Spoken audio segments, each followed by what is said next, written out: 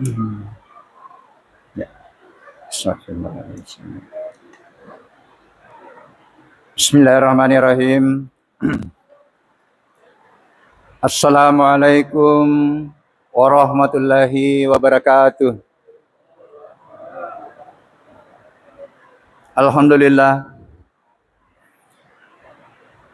Alhamdulillahilladzi ja'ala syahrul Ramadan unsila fil furqan hudal linnas wa bayyinatin minal huda wal furqan.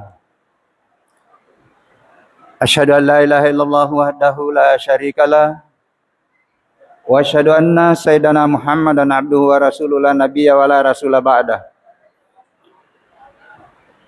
Qala Allah ta'ala fil kitabil karim, a'udzubillahi minasyaitonir rajim. Bismillahirrahmanirrahim. Ya ayyuhalladzina amanu ittaqullaha haqqa tuqatih wa la tamutunna illa wa antum muslimun. Wa qala aidan ya ayyuhalladzina amanu kutiba alaikumus syiyam kama kutiba alal ladzina min qablikum la'allakum tattaqun. Shadaqallahul adzim. Hadirin sidang jamaah masjid Al-Muhajirin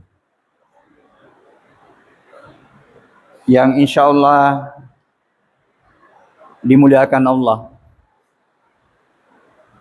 Puji dan syukur senantiasa kita panjatkan kepada Allah Subhanahu wa taala, Tuhan yang menjadikan bulan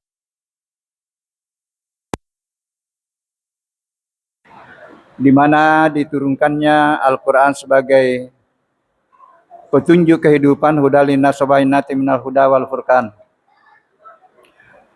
Petunjuk cara berpikir. Al-Quran sebagai referensi keilmuan yang insya Allah ketika kita mampu mengkonfirmasikan apa kata Tuhan dalam Al-Quran dengan apa yang terjadi di alam semesta ini, insya Allah itulah ilmu yang hebat.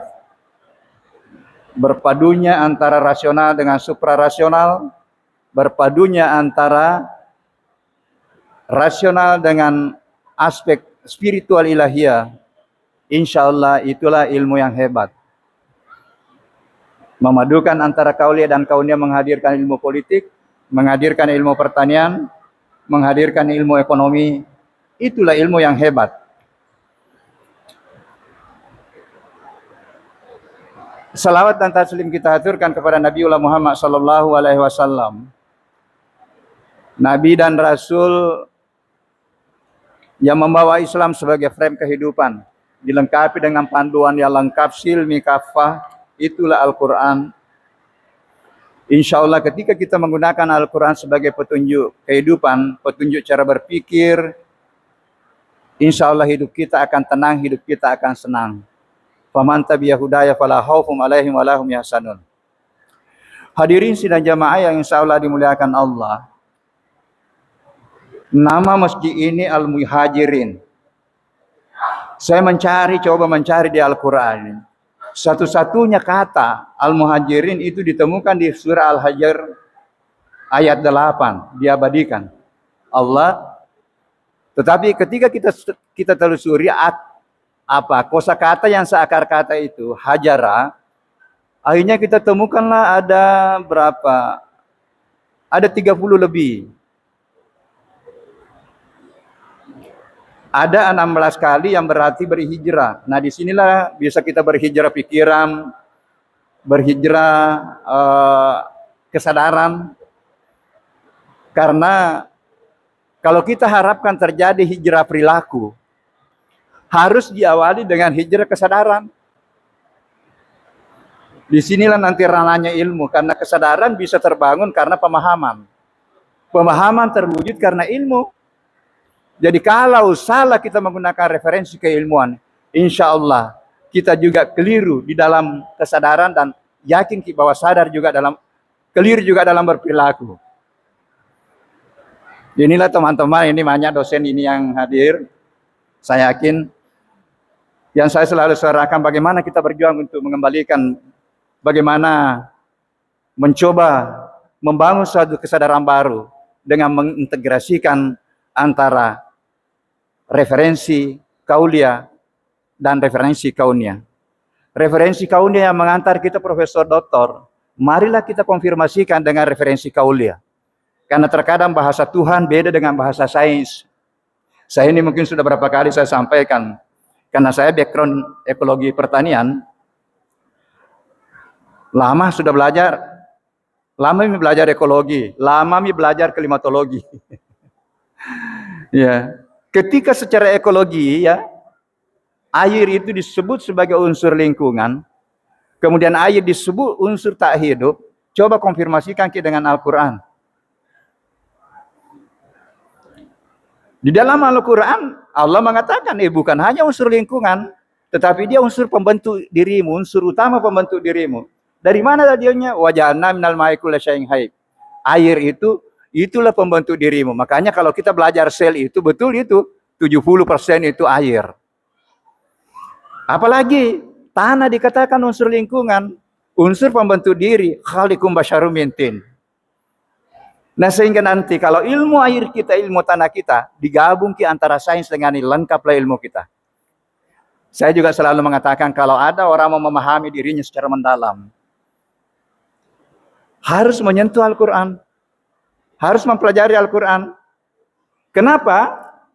Kita sudah paham bahwa diri kita itu kan ada jasadnya. Itulah tadi jasad yang berasal dari unsur tanah, berasal dari unsur air.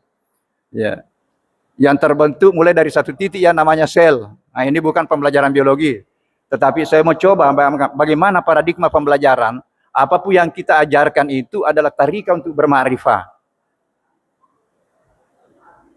Tarika untuk bermakrifah, jalan untuk mengenal Tuhan dan mendekatkan diri kepada Tuhan. Hadirin sidang jamaah yang insya Allah dimuliakan Allah. Ya. Semuanya kita berasal dari air. Jadi akhirnya saya buatlah suatu, mohon maaf ya teman-teman, ada paham mungkin. Saya buat suatu redefinisi karena ini yang saya coba suarakan. Dan itu alhamdulillah diskusinya itu sudah sampai di UGM, sampai di mana-mana ini. Keberanian kita untuk melakukan redefinisi dan keberanian kita untuk melakukan perluasan lingkup keilmuan. Kenapa? Definisi yang keliru membangun kesadaran yang keliru. Kesadaran yang keliru membangun perilaku yang keliru. Jadi ajabana atau mega makutana bermagin apa akru politik ero, magin apa akru pertanian. Karena sudah 400 tahun terdikotomi. Inilah mungkin salah satu kita harus berhijrah. Berhijrah cara pandang. Berhijrah memposisikan Al-Quran bukan hanya Al-Quran untuk agama, tetapi Al-Quran sebagai referensi ilmu. Istilahnya guru kita Menteri Agama, jadikanlah sebagai sumber informasi dan sumber konfirmasi. Dan menjadilah nanti integrasi. Coba tadi kalau ilmu air kita gabungkan, lengkap ilmu tak? Bahasa ekologinya air dikatakan unsur lingkungan, bahasa Tuhannya bukan hanya unsur lingkungan, tapi unsur pembentuk dirimu. Makanya Mebu kayak definisi, lingkungan adalah segala sesuatu yang ada di luar diri kita, yang bersambungan dengan diri, bahkan membentuk diri. Definisi baru nah tuh. Kalau itu sudah terpola, otomatis kita menghargai air, otomatis kita menghargai tanaman. Inilah yang salah satu sekarang yang kita suarakan melalui Kementerian Agama, ya, Kementerian Agama. Pendekatan untuk menghargai lingkungan itu adalah pendekatan ekoteologi. Tidak mempan undang-undang, ya kan, undang-undang. Ada apa? Dek pernah tindih seru. Ya. Ini mohon maaf, ini sebenarnya bukan mau jadi YouTuber. Saya ini orang belajar. Sehingga kalau dia keluar, banyak yang bisa koreksi kalau saya keliru. Kalau dia mencerahkan, banyak yang bisa tercerahkan. Jadi yang mau tahu operatorna. Ya. Pendekatan ekoteologi, coba. Egana na undang-undang yebu. Undang-undang dari lingkungan hidup. Undang-undang dari kehutanan.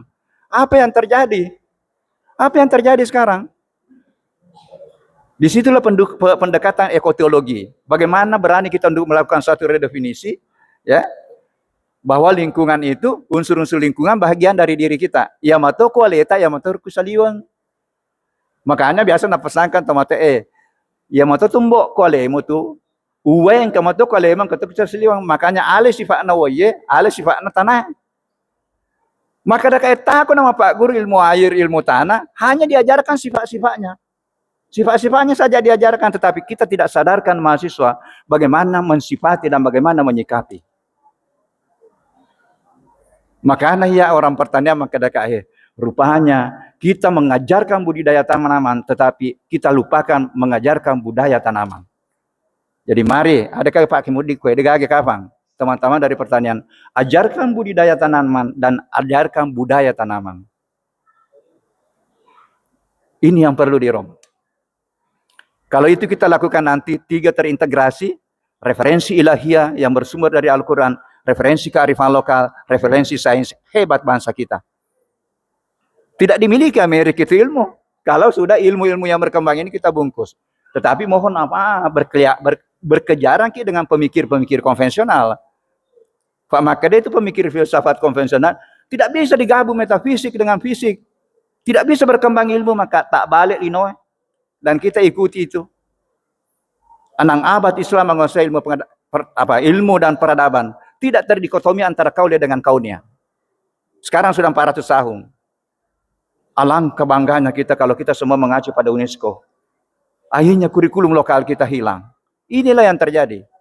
Tahun 1950-an ketika UNESCO masuk. Di situ Hasyim Asy'ari sudah berjuang. Memperjuangkan sistem pesantren. Karena dia sudah prediksi kalau ini terjadi, inilah bangsa kita ke depan. Mohon maaf, inilah yang kita hadapi sekarang. Politik lepas dari ruhnya. Ekonomi mungkin mohon maaf lepas juga mungkin dengan ruhnya, oleh ruhnya. Pertanian apalagi. Hanya apa yang terjadi? Teman-teman, saya ini orang belajar. Tetapi saya tidak tahu tahun 2013 kalau tidak salah, 2011 ke saya pengukuhan guru besar. Memang ada 2 yang saya robah. Definisi pertanian untuk memaksimalkan produksi, saya waktu itu robah mengoptimalkan. Definisi tanah subur menjadi tanah sehat. Rupanya itulah yang mengantar saya berdiri di mimbar. Karena pemikiran-pemikiran itulah sampai sekarang itu yang berkembang. Dan alangkah luar biasanya kalau kita konfirmasikan Quran dengan ayat-ayat kauniyah. Ayat-ayat kauniyah yang mengantar kita jadi profesor doktor, jadikanlah sebagai tangga untuk naik tingkat memahami kebenaran spiritual. Sehingga mengajar sel, perkenalkanlah Tuhan dalam tanda tepi di balik sel. Hadirin sidang jamaah yang insya Allah dimuliakan Allah, karena waktunya ini tidak terlalu lama. Ramadan ini kita gunakan sebagai momen untuk berhijrah. Hijrah pemikiran yang bisa membangun kesadaran nanti. Dan insya Allah akan membangunlah suatu perilaku-perilaku baru. Sehingga ada saya punya tulisan yang terkait di lingkungan transformasi kesadaran dan perilaku ekologi untuk bagaimana memunculkan kita bisa menghargai lingkungan atau menyikapi lingkungan. Sudah menangis bumi ini. Mohon maaf sekali lagi. Secara klimatologi beginilah kita alami. Begini kita alami. Karena ini kan terjadi karena anomali iklim kan? Anomali iklim karena terjadi pemanasan bumi. Pemanasan bumi karena emisi karbon. Emisi karbon karena hutan dirusak. Taita kemarin di Sumatera. Masak kamu biar perusahaannya nang kamere na keroju. Coba. Kalau tanaman itu sebagai pengikat karbon yang lebarnya misalnya 2 meter, berapa puluh tahun, ratusan tahun baru bisa kembali. Jadi kalau kita mengharap kembalinya tanaman menjadi sink karbon bisa normal kembali iklim, kita harus sabar puluhan tahun, ratusan tahun. Tetapi kalau ilmu tadi yang saya sampaikan itu konfirmasi antara spiritual dengan rasional. Pamegawi Pak Donget Pak doang meni bawa mahukah. Doa pendekatan kepada Allah banyak berinteraksi dengan Al-Qur'an. Karena itu mami harapan kita. Apa susahnya sudah mau jatuh awan di atasnya ini. Bertasbihlah anginnya Allah. Disuruh untuk geser gitu awan di atasnya lo sehari baru disingkan untuk jatuh. Tinggal itu mami. Saya khawatir ini Jakarta pendekatan banjirnya itu, pendekatan banjir, mengantisipasi banjir dengan modifikasi cuaca. Kapan di pikirannya pemerintah di sana menafikan lagi kehendak Tuhan di situ, boleh jadi tambah parah. Kesombongan intelektual inilah sebenarnya yang memancing datanya. Napi tamana fa Allah Ta'ala. Dan itu ayat saharal fasadu fil barri wal bahri bima kasabat aydin nas liusikahum ba'dal ladzi amilu la'allahum yarji'un. Pasti aku tunjukkan akibat ulahnya manusia. Tadang pengai ya ulo bagi tiga. Ulo yang pertama memang tangan fisik yang menebang hutan. Yang kedua kebijakan pemerintah yang tidak berpihak. Apalagi kepentingan politik. Sudah bagus nih frame pembangunan itu. Sustainable development. Sebenarnya turun. Mengejar surplus 1 juta ton. Dengan pendekatan bahan kimia. Apalagi rakitan ilmu yang menafikan. Ya, itulah di situ ilmu pertanian, ilmu yang berkait dengan pemanfaatan sumber daya alam. Jadi ini kita berhijrah. Jadikan Al-Qur'an sebagai referensi kehidupan, bukan hanya referensi untuk agama, tetapi dia hadir untuk mengkonfirmasi, mengintegrasikan dengan ilmu-ilmu yang mengantar kita profesor doktor. Jadikan Al-Quran bungkus ilmu pertanian dengan referensi ilahi, ditambah lagi satu bungkus dengan kearifan lokal. Lahirlah ilmu hebat, tidak dimiliki oleh Amerika, tidak dimiliki oleh orang lain. Saya yakin bahwa kalau itu dilakukan, akan kembali membalik peradaban. Hadirin sidang jamaah yang insya Allah dimuliakan Allah. Sebagai motivasi, karena momen Ramadan ini, kita gunakan untuk bertransformasi, transformasi kesadaran. Tentu melalui amalan-amalan utamanya. Kaum muhajirin diabadikan di dalam Al-Quran. Di surah Al-Hasyr 8. Dua kaum antara Ansar dengan Muhajirin ini, itu dijamin oleh Allah masuk surga. Jadi insya Allah jamaahnya Muhajirin ini juga insya Allah masuk surga. Tetapi para penjalan, para pencari Tuhan, para sufi, yang dicari adalah pemiliknya surga. Dia mau ketemu pemiliknya surga. Dan rupanya bisa ketemu melalui Ramadan ini. Biasa kita dengar kan? Kebahagiaan bagi orang berpuasa ditemukan pada 2 tempat. Pada saat berbuka puasa dan pada saat berjumpa dengan Tuhannya. Bertemu dengan Tuhannya. Kapan berjumpa? Ketika kita berhasil sabar melaksanakan ibadah puasa. Karena ayat mengatakan innallaha ma'as sabirin. Sesungguhnya itu sabar ayat si bawah Allah Ta'ala. Makanya melarikan maka daya mabila mufarrah hujung macai. Apalagi hasil dari puasa la'allakum tattaqun. Innallaha ma'al muttaqin. Innallaha yuhibbul muttaqin. Dicintai oleh Allah, bersama dengan Allah.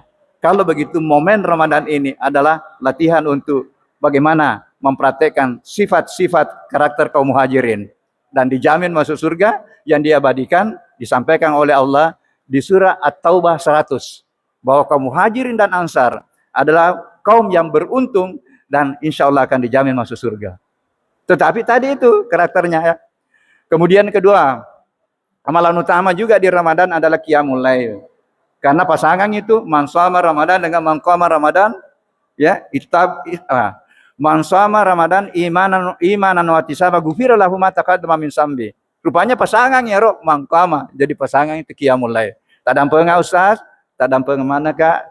Ya roh sudah mempraktekkan tahajud di bulan suci Ramadan. Dek matu nama gaga, mata rawe matoki, mata tahajud matoki. Yang penting jangan witir 2 kali. Pak aku mata tahajud nih sebelumnya kemudian lo kan nih mata rawe Pak aja nih secara kuantitas menurun itu. Jadi menurut pandangan saya tetap silakan. Yang penting jangan witir 2 kali. Apalagi amalan-amalan yang lain. Sebagai motivasi banyak berinteraksi dengan Al-Quran. Mohon maaf, ada 3 kosakata di dalam Al-Quran kita berinteraksi. Yang pertama adalah iqra, sekedar baca. Yang kedua adalah tilawah, baca, paham, faratei. Kumakadaya kalau tiba waktu salat jauh nama sampahnya, jauh kaki mas sampahnya. Yang ketiga inilah para ilmuwan, tadabbur. Kemampuan kita untuk menghubungkan antara apa yang kita pelajari di ilmu kita melalui ayat-ayat kauniyah dengan apa kata Tuhan tentang ilmu yang kita pelajari. Itulah tadabbur. Jadi telu. Mari teman-teman para ilmuwan tadabburi aja neta baca bawang. Apalagi pamegawi sikirita karena itu adalah perintah. Ya ayyuhalladzina amanu dzkurullaha dzikran katsira. Aja neta ma pangewasi. Tegi dalilnya 100 kali. Tegi dalilnya 50 kali. Allah mengatakan perbanyak zikirmu. Kumaka da Allah Ta'ala pamegai angka kebatasan sesuai kemampuan.